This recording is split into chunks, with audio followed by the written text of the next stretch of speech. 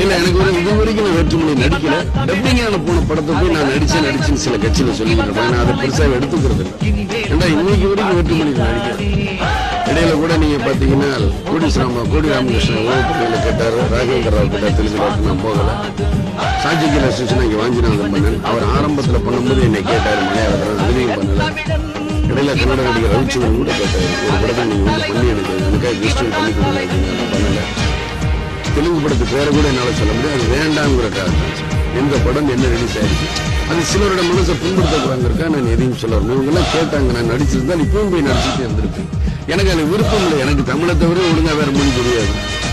புரிஞ்சுக்கிறேன் எல்லா மொழியும். போய் ஒரு மாசம் உட்காந்து அந்த மொழியை புரிஞ்சுக்கிறேன். அந்த ஒரு மாச காலத்துல இங்க ஓட்டிக்கிறேன். அமெரிக்கா போனா கூட இது எனக்கு தெரிஞ்ச இங்கிலீஷ்ல வண்டி ஓட்டிருக்கேன். அது கூட அதுக்கப்புறம் மறந்துடும்.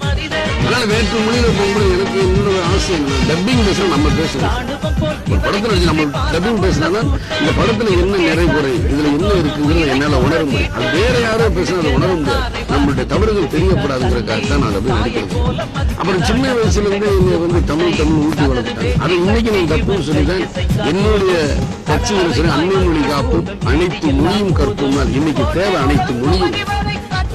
அதுதான் மெயினா சொல்றேன்.